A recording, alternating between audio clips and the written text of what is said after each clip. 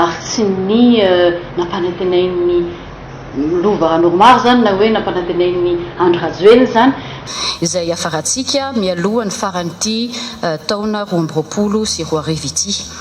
ka fitaterana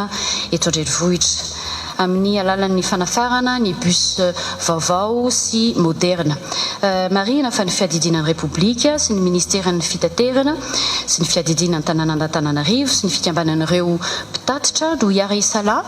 amin'ny fametrahana sy fanantanterahana izany fanavaozana sy fanatsarana ny kalitaon'ny fitateram-bahoaka zany eto Madagasikara.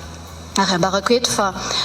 sady moa zany fa raha ny vinavina dia miisa eo amin'ny arivo eo ny bus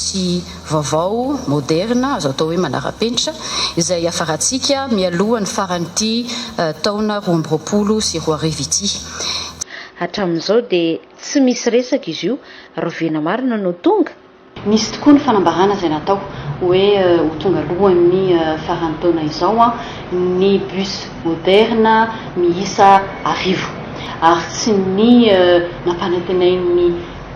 lova normary zany na hoe nampanantenain'ny Andry Rajoelina zany fa nisy vondron'olona maro tao anatin'izany no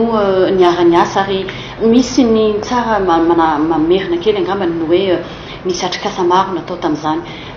fangatahana izy io nataon'ny coopérative tamin'ny Andriamatoa Filoha sy ny ministra ny fitaterana